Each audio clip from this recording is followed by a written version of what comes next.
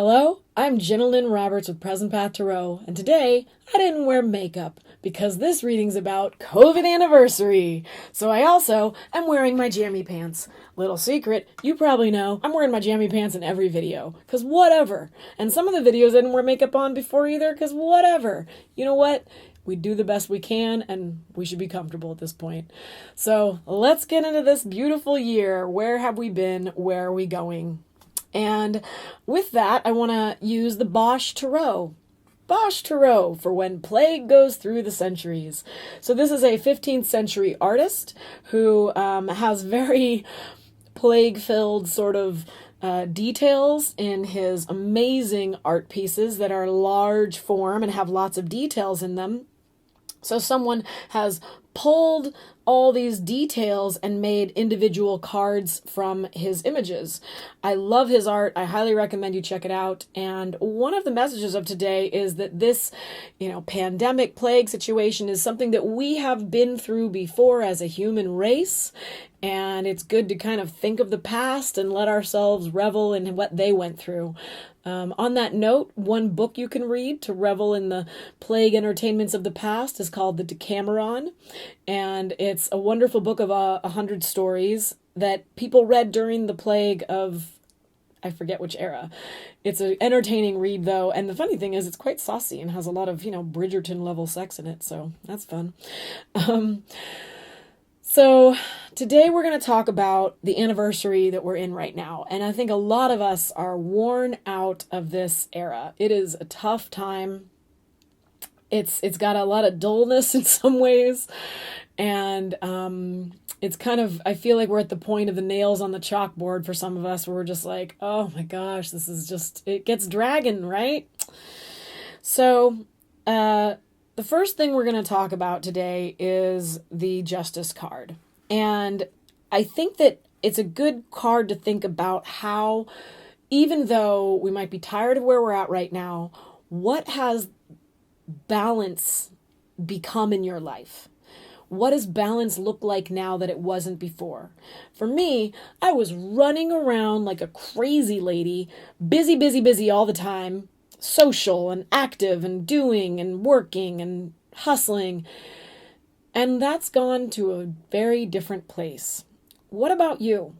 How have you really found a pendulum swing into another phase of balance in your current life? And with that is the Six of Wands. And I think we're supposed to give ourselves a little bit of credit for how far we have come to honor how we have adapted to find new balance in a new era. The other thing about the Six of Wands to me is it is a homecoming card. So coming into the parts of yourself that are energetically a sense of home for you, and finding a balanced nature in that. The Justice card has shadow in it inherently because it's light and dark on those scales. And so making sure that you've figured out a way to include some light in your life, and some shadow to be accepted in your life at the same time. Another factor of this card that I think is so relevant is the Justice cards come up a lot this last year in the sense of how we've had movements of protest of different kinds to seek justice in this world. And there's a good thing in that we have made and affected some change. There is change happening, and we are giving credit to those who are at least speaking for justice in this world. We have different ideas of justice, and I know it seems wonky, at least in America, of course, but I feel like this is a really positive message of giving ourselves credit for how we are seeking justice and the beauty of being able to even have conversations of what justice and fairness looks like. So I think it's important we let our voices be heard, collectively on social media and such, and among conversations with friends, and talk across different differences, and give each other credit and acknowledgement for how we are good people and seeking to create more balance in this world. And the groups that feel like they are dismissed, I feel this is saying, hey, they have a right to be heard too, and given accolades to those people who are speaking up and working for justice. The next card is a little bit more personal, I feel, about the Nine of Cups and the Five of Cups reversed. Now, the Nine of Cups is about gratitude and about having a sense that you are held in your heart by the universe, that something cares. And for me, as a tarot reader, this is very much a tarot reading card because I believe that the art of tarot is seeking out divine support to say you're being heard and listened to. And I want you to sit with your own sense of that. Who does listen to you? How do you listen to yourself? And how do you trust that you are being held and supported in the ways that you are? The Five of Cups reversed is saying to me, it's a time to let go of the grief and sorrow, that we have to move past and through that. And, if you haven't done that grief and sorrow work, give yourself a chance to complete it and work it out. But that we need to move into a space of gratitude. Again, let's acknowledge the people of our history, of ancestors who've been through phases like this and had the Decameron for entertainment instead of the internet. And that we've been here before and we have to sense a gratitude for what we have here. The Hierophant reversed has also been a common card of this year, and that's the next one up. And it's combined with the Six of Coins reversed, the Six of Pentacles reversed. So we've got 2 sixes already in here. And that's kind of also 3, 6, 9. 3 is like a beginner level. 6 is like an apprentice level. 9 is completion. To me, that's saying that with the cards being 5s and 6s and 7s and 9s, that we're coming into the third round to be completed. We're getting towards completion. Thank God. We're so tired of this. So the Six of Coins reversed, the Six of Pentacles reversed, is about us honoring that we are supporting each other through the systems that we have with the Hierophant card.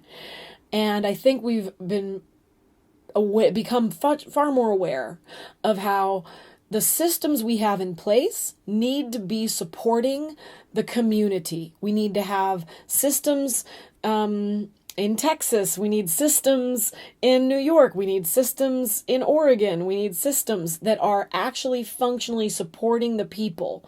And there needs to be an agreement as to what that looks like.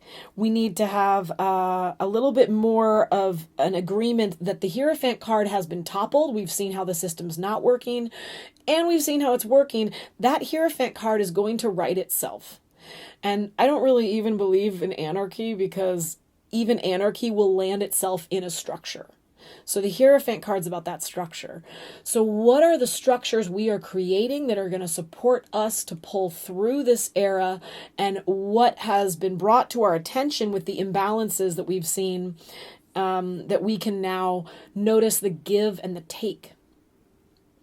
Now, on your own life, consider that. What is the give and the take in your life?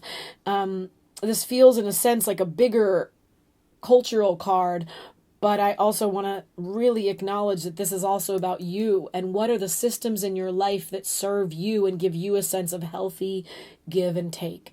I just came from a yoga class. That's one of my Hierophant cards that I structurally, if I do that, I will feel a better balance of give and take in my life on a very resourceful, practical level. What are they for you? Then we have the Seven of Wands with the Knight of Swords. Now, the Seven of Wands is very much about being a warrior. It's about standing up and being strong in yourself. So a lot of the messaging for this is hey, we've been through a lot, but we're not done yet. How do you just pull up your bootstraps and get strong? But the Knight of Wands with that makes me think there's got to be a certain level of flippancy, casual, silliness, just swashbuckling casual. That's what's coming through. Just how can we also not take it so seriously? You gotta be strong. You gotta be a warrior. How can you make that warrior do a little dance? How can you make it be a little bit of fun and just shake out your sillies? The Knight of Wands is very Sagittarian. They're fun-loving. They can laugh at things, and There's a lot of willingness to put energy toward things. So, the best way to be a Knight of Wands is to be somewhat focused, but not take it too seriously, right? So don't scatter your energy, rein it in center, but don't take it too seriously. Because we need to keep this warrior up, we need to just kind of lighten things up. So, make it a part of your day to have some fun, do a little dance, make a little love, get down tonight. What is it for you that you need? And so I really feel like this is a great sort of summary reading of this, is saying to me that we've had a lot of intense changes happen, with the major arcana cards being the Justice card and the Hierophant reversed. Shifting of changes, shifting of systems, both in our communities, wider communities, in our culture, in our governments, but also in our homes. And with that, we need to focus on some gratitude at this point. We're almost through it, and we need to kind of batten down, get ourselves a little bit structurally right. I'm going for this. One more round. I'm almost there, and keep a light heart around it. And we need to make sure that there's a exchange of energy happening that is supporting those who are struggling right now and listening to those who we disagree with. That's been a common message in a lot of these readings throughout this year. I think that's it. So thank you very much for listening to my YouTube. Please subscribe. Please follow my email list. Come get a reading from me. The personal readings, I'm going to say, are far more fun to me, because I can really get into the conversation with you about your life and what you need and how you can expansively relish in this gift of a life you have. So let's play together. Give me a call and have a lovely day.